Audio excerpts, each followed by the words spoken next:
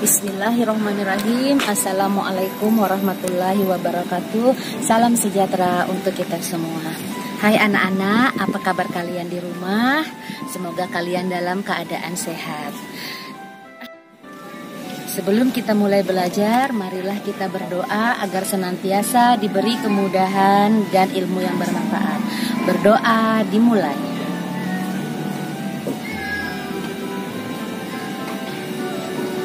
Amin. Berdoa selesai. Nah anak-anak, bagaimana kemarin masih ingat tentang pelajaran yang lalu? Alhamdulillah. Kalau anak-anak masih ingat, silahkan isi di kolom komentar ya.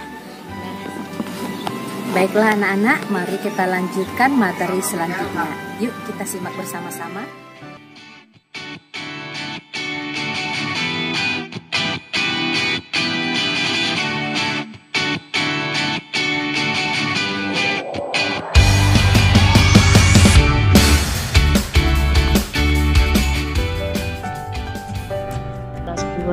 Bahasa Indonesia.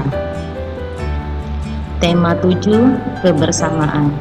Sub tema 3 dan 4, kebersamaan di tempat bermain dan di tempat wisata. Materi, memahami isi dongeng dan menemukan kata sapaan yang terdapat dalam dongeng. Tujuan pembelajaran, kompetensi dasar, kegiatan pembelajaran. Nah, anak, sekarang kita masuk pada materi. Di sini ada kisah dongeng atau fabel kucing dan tikus. Dahulu kala kucing dan tikus bersahabat. Kemana saja kucing pergi, tikus selalu ikut. Pada suatu hari, tikus berkata kepada kucing, "Hai kucing," kata tikus. "Ada apa?" Kucing menjawab, "Mari kita makan ikan asin." "Di mana kita bisa mendapatkan ikan asin?" kata kucing. "Itu di sana, digantung di rumah Pak Tani. Ikan asinnya amat banyak, kita akan puas memakannya," kata tikus. Rupanya kucing tertarik pada usul tikus. Ketika malam tiba, tikus dan kucing berangkat ke rumah Pak Tani. Mereka bersepakat tikus akan memanjat ke atas, sedangkan kucing menunggu di bawah. Sebelum memanjat ke atas, tikus berpesan, "Kalau ada ikan asin yang jatuh ke sini, cepatlah kamu melompat dan menerkam. Jangan sampai ikan asin itu terpental keluar kamar ini, nanti kita ketahuan," kata tikus. Akhirnya tikus memanjat ke atas tempat ikan asin digantung. Setelah ia menemukan ikan asin yang bagus dan besar, ia lupa janjinya kepada kucing yang kelaparan menunggu. Dengan siaga sambil menengadahkan kepalanya ke atas. "Kok lama benar tikus di atas? Tikus sudah mendapatkan ikan asin apa belum ya? Perutku sudah lapar sekali," kata kucing. Tikus pun mendapatkan lagi ikan asin yang paling besar dan bagus. Tikus mulai menggerek tali pengikat ikan asin itu. Belum selesai tali pengikat ikan asin itu digerek, karena kekenyangan, tegang, dan takut ketahuan oleh penghuni rumah, tiba-tiba tikus salah injak dan terjatuh. Sebelum sampai ke bawah, tikus berkata, "Jangan kau makan saya adalah tikus kawanmu. Jangan makan saya." "Ikan asin, sin," kucing. "Aduh, saya bukan ikan asin, saya kawanmu. Saya belum sempat menjatuhkan ikan asin itu, lalu saya terjatuh." "Kucing, saya bukan ikan asin." "Ikan asin, memeong," kata kucing. Kucing tetap tidak menghiraukan tikus dan merasa ditipu olehnya. Disinilah asal mulanya kucing dan tikus tidak akur. Tikus merasa sakit hati pada kucing yang memakannya. Kucing pun tidak percaya lagi pada tikus, sebab tikus telah memakan ikan asin sendiri. Sejak saat itu, pertama kalinya kucing memakan tikus, sebab kucing selalu beranggapan bahwa tikus adalah ikan asin. Nah, anak-anak, mari kita jawab pertanyaan berikut berdasarkan kisah kucing dan tikus tadi ya. 1. Apa yang dicari kucing dan tikus untuk dimakan? Ya, benar sekali, ikan asin. Pertanyaan kedua, di mana kucing dan tikus mencari makan? Jawabnya di rumah Pak Tani. Pertanyaan ketiga, kata sapaan yang digunakan kucing ketika menyapa tikus adalah tikus. Dan yang keempat, kata sapaan yang digunakan tikus ketika menyapa kucing adalah kucing. Pertanyaan kelima, kata sapaan lain yang terdapat pada cerita adalah kau dan kamu. Kita lanjut ya anak-anak. Bermain di kebun sekolah. Saat istirahat, Siti dan teman-temannya bermain di kebun sekolah. Di kebun sekolah terdapat tanaman obat keluarga atau disebut dengan toga. Siti duduk di kursi di sekitar kebun sekolah. Mereka membaca buku cerita sambil menikmati keindahan kebun. Di kebun tampak kupu-kupu sedang terbang di antara tanaman. Dayu menyukai buku cerita binatang. Sebelum bermain ke kebun sekolah, Siti dan teman-temannya pergi ke perpustakaan terlebih dulu. Mereka gemar meminjam buku cerita. Siti membaca buku cerita di sekitar kebun sekolah. Kita lanjutkan ya. Nah, anak-anak di sini ada percakapan antara Dayu dan Siti. Selamat pagi Dayu. Siti, selamat pagi juga. Dayu, bagaimana kalau setelah pulang sekolah kita bermain di rumahku? Baik, nanti saya ajak beberapa teman, pasti mereka suka. Nah, anak-anak, dalam percakapan tersebut di sini ada kata sapaan. Selamat pagi Dayu. Nah, di sini ada kata sapaan yaitu Dayu. Yang Siti, selamat pagi juga. Nah, di sini dalam kalimat tersebut ada kata sapaan Siti. Sekarang kita lanjut kebersamaan di tempat wisata. Seluruh daerah di Indonesia memiliki tempat wisata.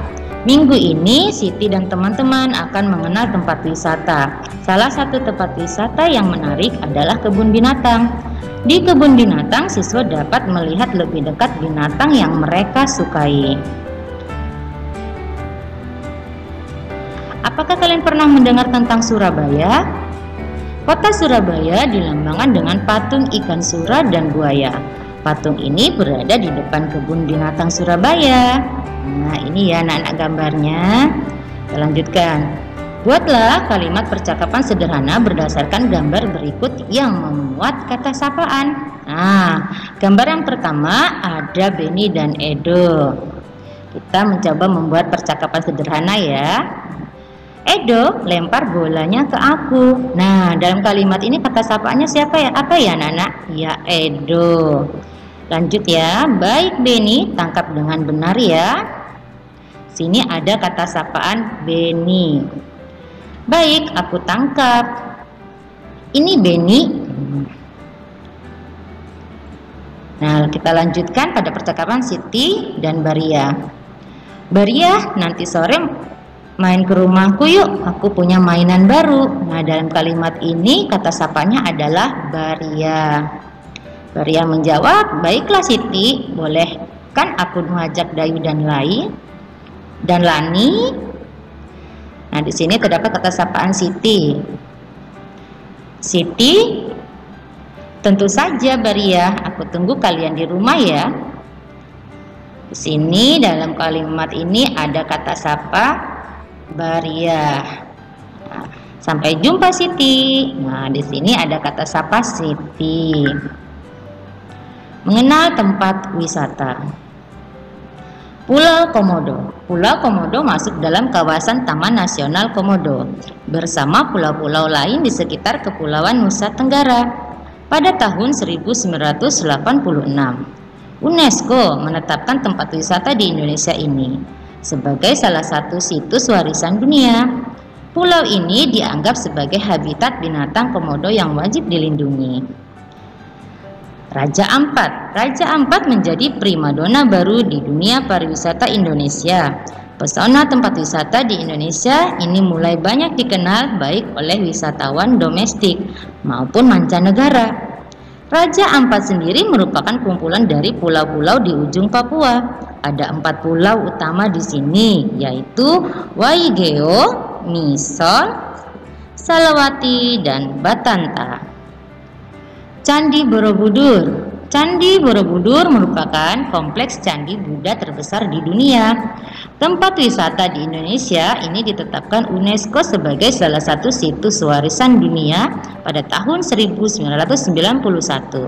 Candi Borobudur sempat terkubur abu vulkanik dari letusan Gunung Merapi sampai kemudian ditemukan oleh Sir Thomas Stamford Raffles di tahun 1814. Taman Mini Indonesia Indah. Jika biasanya kita mengunjungi sebuah museum untuk lebih mengenal kebudayaan suatu daerah, kali ini kita bisa mengunjungi Taman Mini Indonesia Indah sebagai sebuah museum raksasa untuk mengenal kebudayaan Indonesia. Sesuai dengan namanya, tempat wisata di Indonesia yang digagas oleh Tien Soeharto ini menjadi tempat untuk melihat kebudayaan Indonesia dalam versi mini. Danau Toba. Sumatera Utara mempunyai sebuah danau terbesar di Asia Tenggara yang sudah sangat tersohor hingga ke mancanegara, yaitu Danau Toba. Batu Sekrenzo. Batu Sekrenzo terletak di kota Batu, Jawa Timur. Batu Sekrenzo merupakan kebun binatang modern. Nah, itu tadi adalah materi pembelajaran tema 7, subtema 3 dan 4. Terima kasih, selamat belajar. Demikian penjelasan materi untuk hari ini. Selanjutnya anak-anak bisa langsung ke Google Classroom untuk mengerjakan latihan yang telah tersedia. Terima kasih telah menyaksikan video ini. Jangan lupa di like and share. Wassalamualaikum warahmatullahi wabarakatuh. Sampai berjumpa di pembelajaran selanjutnya.